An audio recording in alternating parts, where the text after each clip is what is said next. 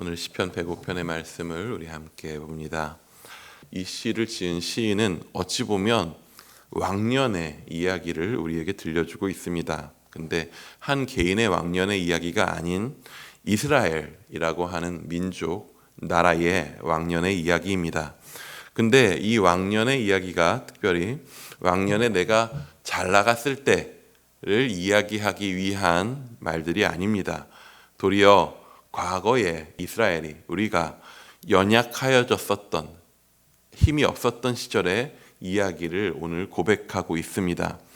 오늘 본문을 보면 아브라함의 때의 이야기부터 나오죠. 하나님께서 아브라함을 부르셨습니다. 인류가 죄를 짓고 하나님을 떠나버려서 하나님께서 그 인류를, 사람을 찾아오셔서 그들을 되살리시려고, 회복해 하시려고 자신의 역사를 시작하실 때에 한 사람을 부르시는데 그 사람이 아브라함이었죠. 근데 왜 하필 하나님은 아브라함을 부르셨을까요? 물론 그것은 그분의 주권적인 선택입니다. 한마디로 정확히 말하면 아브라함이 갖고 있는 어떠한 대단함이나 그의 능력을 보고 택하지 않으셨다는 거죠. 도리어 아브라함이라고 하는 사람은요, 하나님께서 세상을 지으시고 생명체들 가운데 주셨었던 생육과 번성이라고 하는 창조주가 주신 복에서 가장 먼 사람이었죠. 그의 집은 불임 가정이었고 그 다음 세대를 이어나갈 수 있을지 자체를 고민해야 되는 가정이었습니다. 하지만 하나님은 어떤 사람을 부르셨냐 하면 그런 사람, 그 연약한 자를 부르십니다. 그리고 그를 전혀 새로운 남의 땅으로 보내시죠. 친족들끼리 함께 모여서 함께 살아감으로써 안전을 지키고 또 세력을 키워서 살던 그런 시절이었습니다. 정말 옛날이었습니다. 아브라함은 근데 자신의 본토 친척 아비집, 아무것도 없는 남의 땅, 다른 부족들로 가득한 가나안 땅으로 보내지게 됩니다.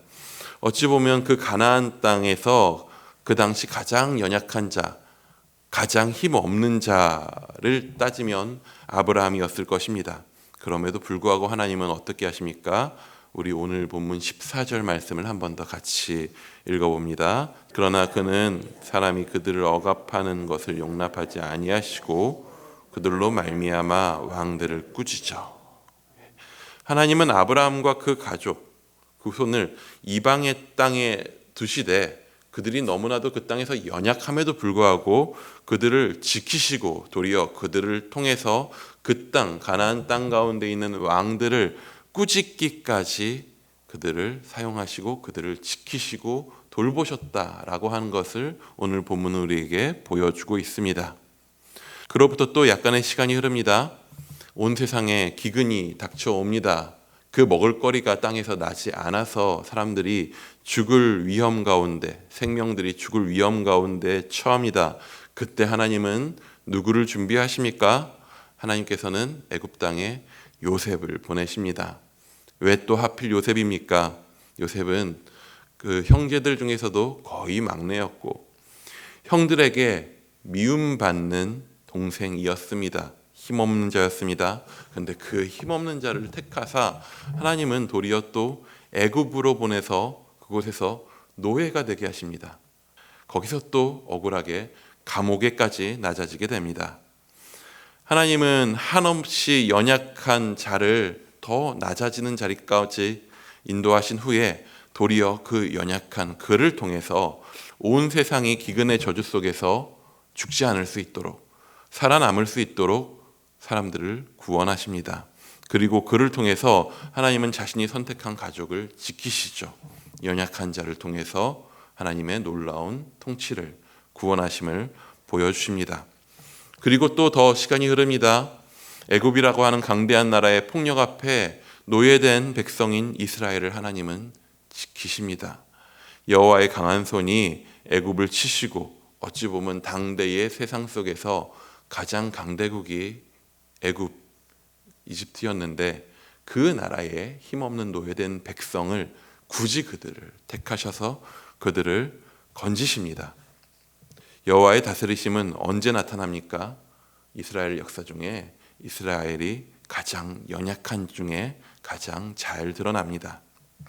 우리는 과거에 주님을 모른 채로 비천하고 힘겨운 시절을 살아온 사람들입니다. 죄의 저주 가운데 죽을 운명 가운데 살았던 사람들입니다. 우리 중 아무도 나는 그런 인생을 살지 않았다라고 말할 수 있는 이는 없습니다. 우리는 주님 없으면 죽을 인생 가운데, 그런 연약한 인생 가운데 살았던 사람들이죠. 그런 우리를, 그런 연약한 우리의 인생을 여호와께서 찾아오시고 건지셨습니다. 그렇게 우리를 다스리시는 여호와의 손길 가운데 우리는 오늘 여기 살아갑니다.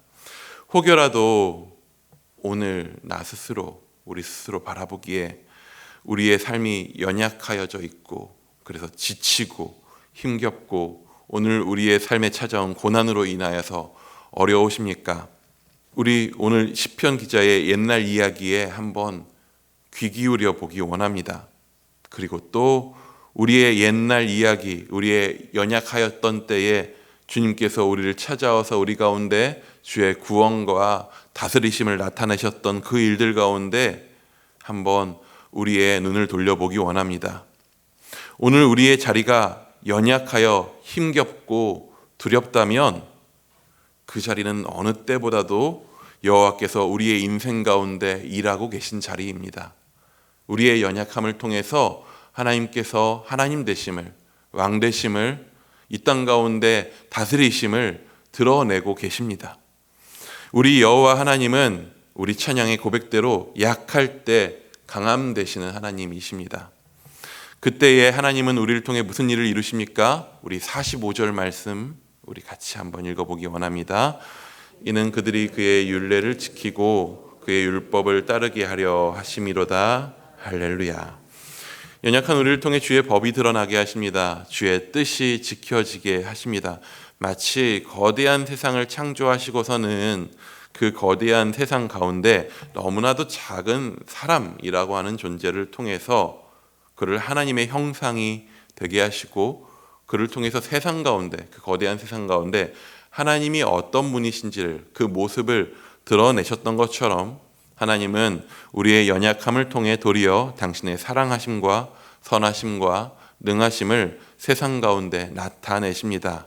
그 연약한 우리가 약한 가운데서도 주를 신뢰하고 주의 율례를 따르게 하심을 통해 하나님의 영광을 이 땅 가운데 드러내십니다. 그러므로 율례를 지키고 율법을 따르게 하사 우리 안에 여호와의 영광을 드러내시는 하나님을 우리가 오늘 하루도 할렐루야 외치며 함께 주의 다스리심 가운데 기쁨으로 찬양하며 나아갈 수 있기를 축원합니다.